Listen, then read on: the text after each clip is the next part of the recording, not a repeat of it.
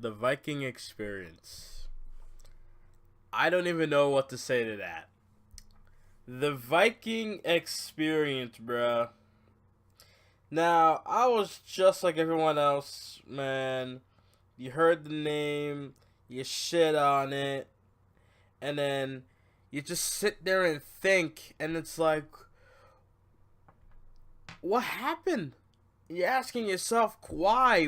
You're asking so many questions to why the War Raiders is no longer called the War Raiders. Why Hanson and Rowe are no longer called Hanson and Rowe. Well, they're called Ivor and Eric.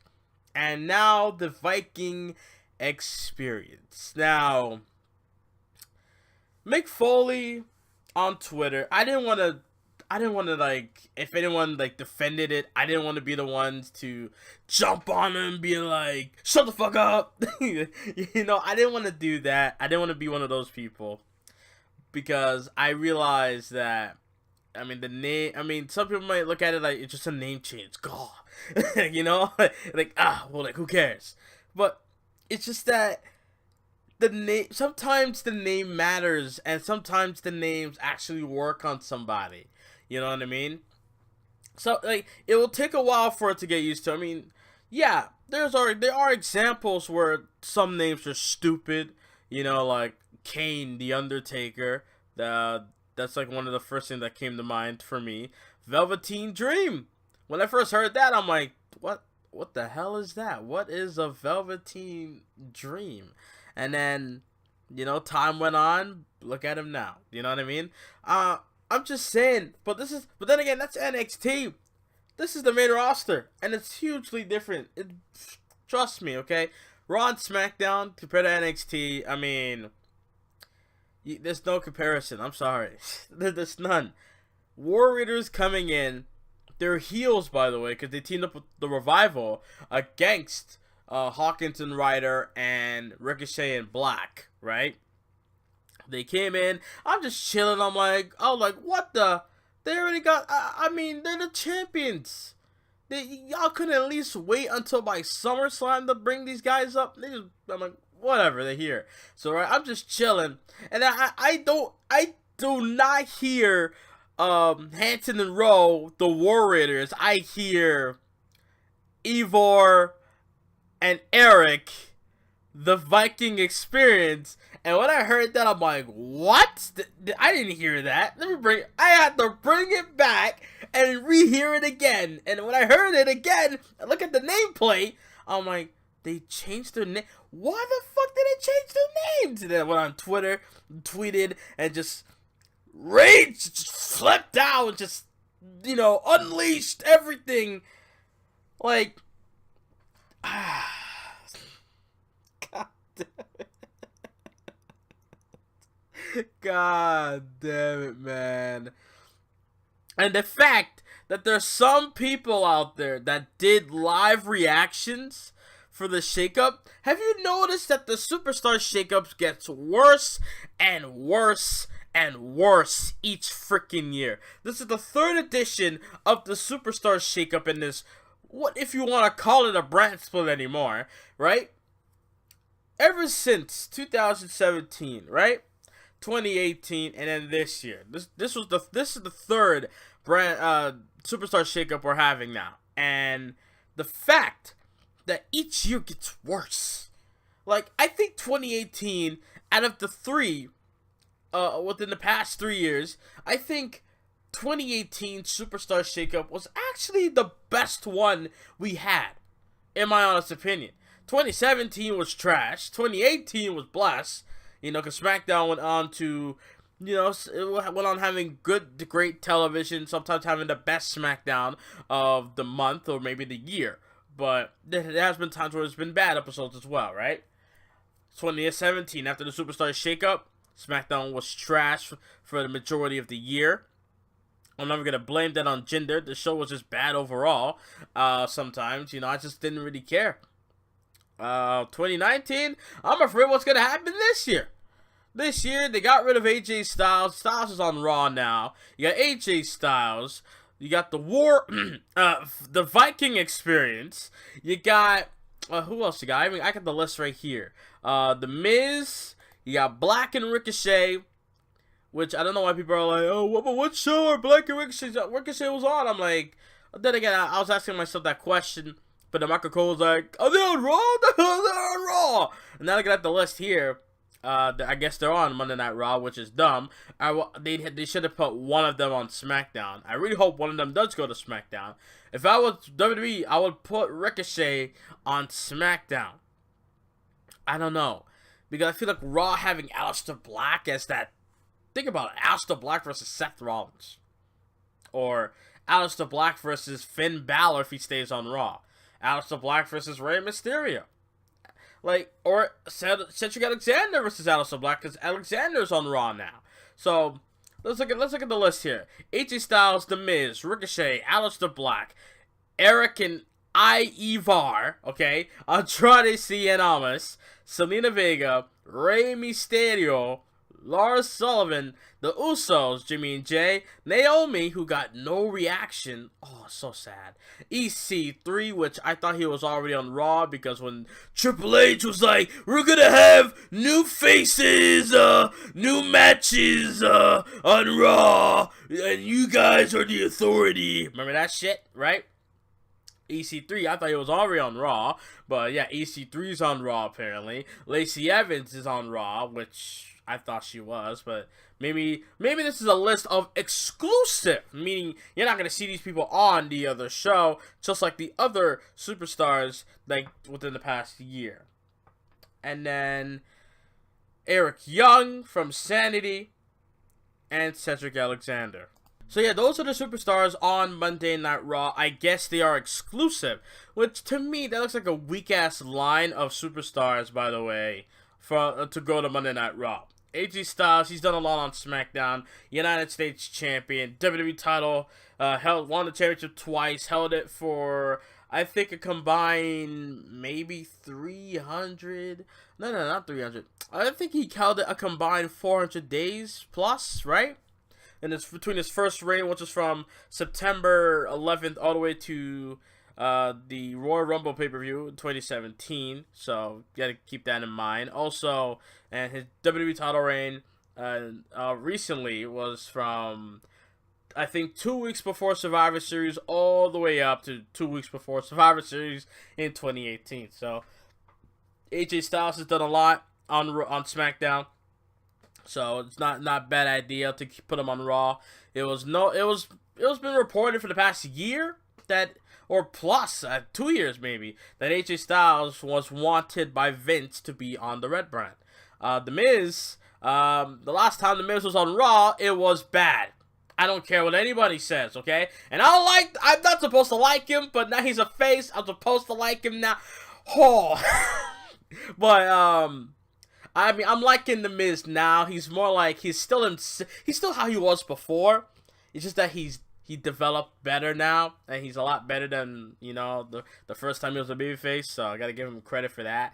But yeah, his last run on Raw was trash. I mean, he came out as John Cena with Maurice dressing as Nikki Bella, which was very bad. He was feuding with Dean Ambrose for about 3 to 4 months for the Intercontinental Championship. Did nothing with the Intercontinental title. Feuded with Jason Jordan. It was on the SummerSlam pre-show, by the way. And then he fought Jordan at No Mercy. Had a feud with The Shield. Lost the Intercontinental title to Roman Reigns.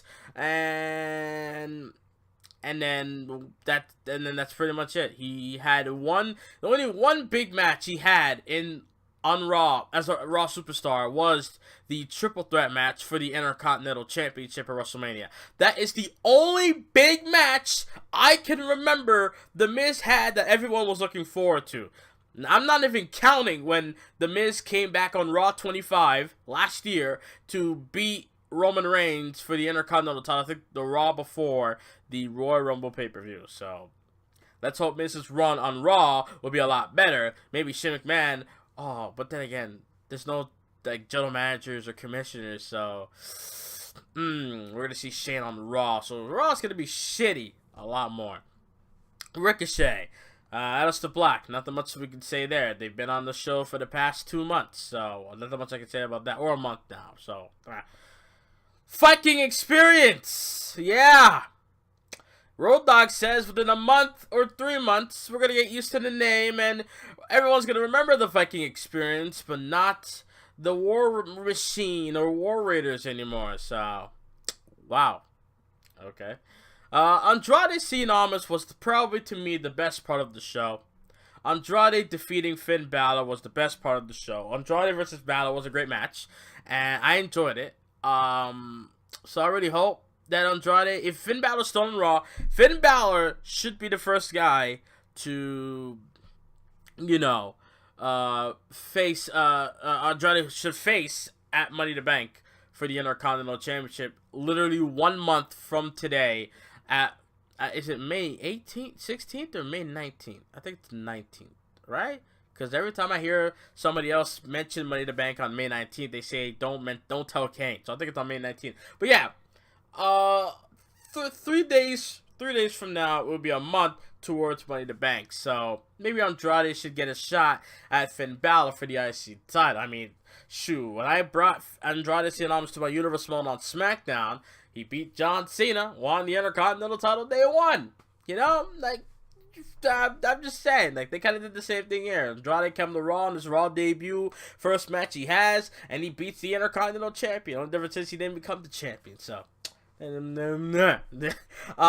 Mysterio, the last great memory I have of Rey Mysterio on Raw before this was Raw July 25th, 2011, when he won the WWE Championship, Hampton, Virginia. The first match of the night was the finals of the new WWE Championship tournament. He beat The Miz 619, 1, 2, 3, and then later on, Triple H comes out and says John Cena's going to get a rematch for the WWE Championship. Then the main event would be Rey Mysterio will defend the WWE Championship against John Cena. Then John Cena beat Rey Mysterio, and then CM Punk came back on Raw and, had that stupid face-to-face where they're both holding up the WWE Championships. And then we had the undisputed World Wrestling Entertainment Championship match at SummerSlam with Triple H being the referee, and Kevin Nash came in because of the phone call or text, whatever the fuck, and then Del Rio Cat. Oh, that was a dark time. So, nothing much for Rey Mysterio because, yeah, Rey Mysterio on Raw, Rey Mysterio is best for SmackDown to me. And I've been watching a lot of SmackDown 2002 to 2004 as of late. Oh my god, those times they were sick, man. That's all I can say about that. Lars Sullivan finally on Raw, got that anxiety situation cleared out, so glad to see him.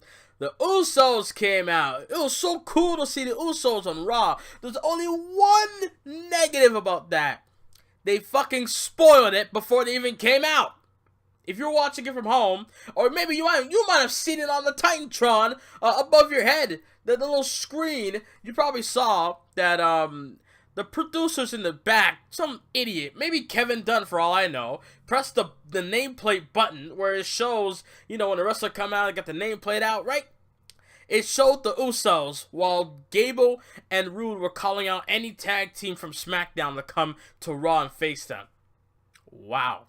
I mean, I already knew the Usos were coming to Raw anyway, but the fact that they'd have to go spoiler like that, bruh. But yeah, they came out, great pop. Usos look lit.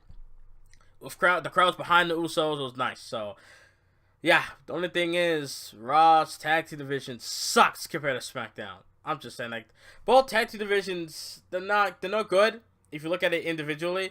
But comparison, oh, definitely SmackDown's a lot better. Naomi came to Raw. Naomi's on Raw, but Naomi, no fucking reaction. Bayley's like, oh, I got a partner. And then I'm amazing.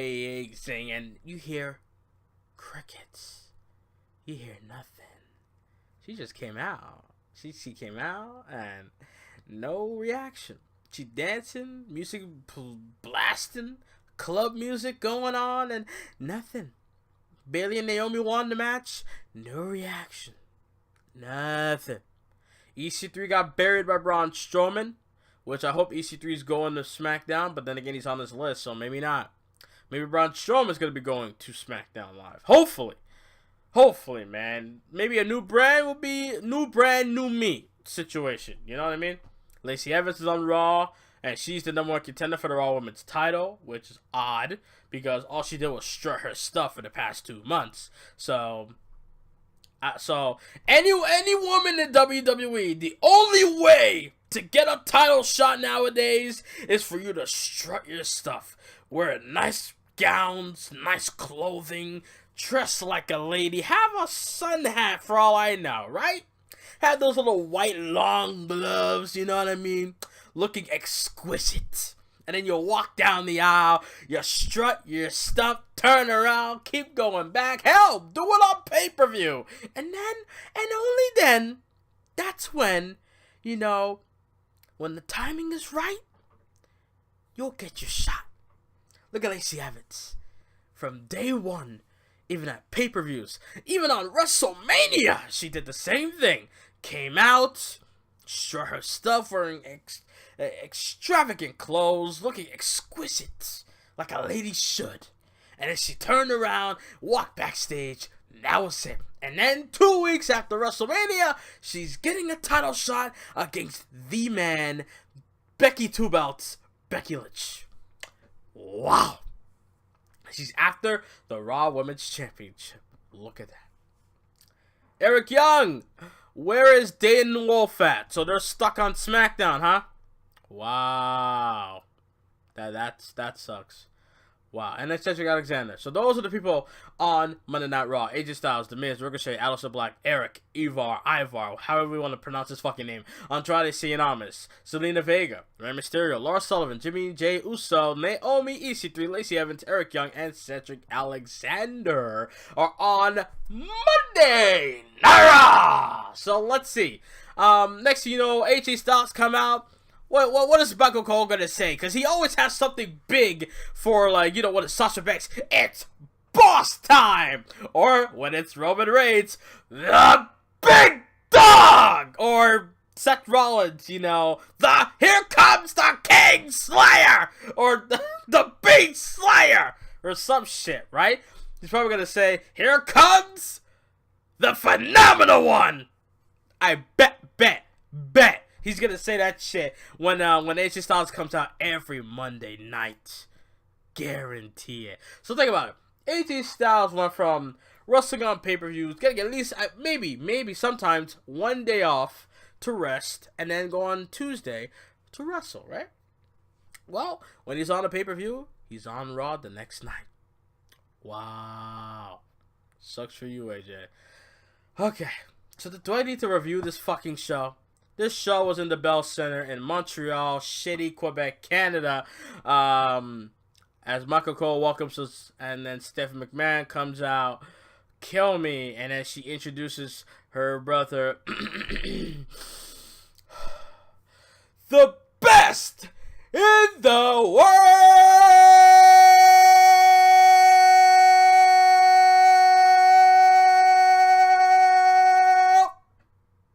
Shane McMahon!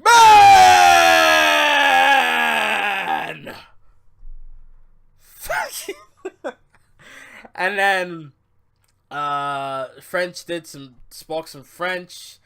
He told Mike Rome to, you know, do the introduction properly. Then the fucking website crashed.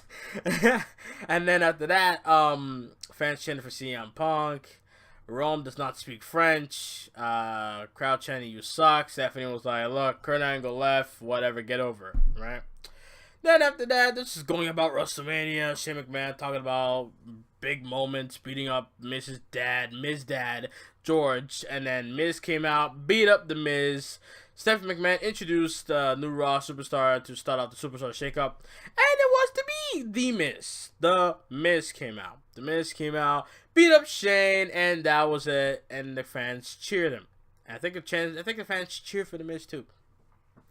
So is Michael Cole going to be cheering for The Miz too, like he did 2011? Huh? Calling him the most must-see superstar in the WWE? Huh? Get behind The Miz like he always did? Huh? Well, what's going to happen now? Anyways. Let's see. Then we have 8-man tag. Fucking kill me. Nah, I'm just gonna skip that. Then we had the best match of the night: Andrade Cien Almas versus Finn Bálor. I already went over that. Lars Sullivan squashes Rey Mysterio. Mysterio almost damaged himself by messing up when he did a springboard, tried to do a hurricanrana, but he got caught. And I think was it Elias he did that too? I don't know, but he messed up. That's all I can say about that. And then Lars Sullivan squashed Rey Mysterio, powerbombed him in the freak accident. And then Usos came out, botched the nameplate. And then after that, Sami Zayn comes out and, moment of bliss. He comes out. I felt like we were in a fucking concert. This dude was like, had the crowd in the palm of his hands, singing his theme song, ole, ole, ole, all that shit, right? And then he's like, I like the city, the art, the this and the that, but it's just the people I fucking can't stand. And I'm like, I'm with you, Sammy. I fucking hate these people. I don't like Montreal. I don't like Montreal either. And then he said I moved to Orlando, or he moved to Florida. I'm like, Sammy, I am with you. I'm gonna move to Florida one day too. I'm with you, fam. So there's that. Then Sami Zayn was like, yeah, see you now. Pretty much. And then he just, the fans started singing goodbye, and Sami Zayn leaves, commercial break, come back. Naomi gets no reactions. Iconics, the new tag champs, loses to Bayley and Naomi, a non-tag team. EC3 them demanded competition. He got his ass kicked. That's all I can say about that. Ruby Riott loses to Becky Lynch, and after that, don't really care. Natalya comes out, and she's giving Becky Lynch props about doing so much with the women, blah, blah, blah, blah. And after that, Lacey Evans came out, said that she was told by the McMahon family that she'll be getting a title shot. All she has to do is beat up Natalya in the number one contenders match. She did so. Nice moonsault. It's the only thing I'll say nice about Lacey Evans, And I'm not saying that because of the camera angle. She got nothing for me to look at. I'm just saying. And then the main event. You got McIntyre, Lashley, Corbin versus the big dog, Roman Reigns, the Beast Slayer, Seth Rollins, Universal Champion, and their tag team partner, the mysterious tag team partner. Who could it be? Who could be the one? It's the phenomenal one, AJ Styles. There you go. The most predictable shakeup pick in the history of WWE shakeup. Okay. So yeah, AJ Styles came through and great. It was a decent to good match, with AJ Styles in it.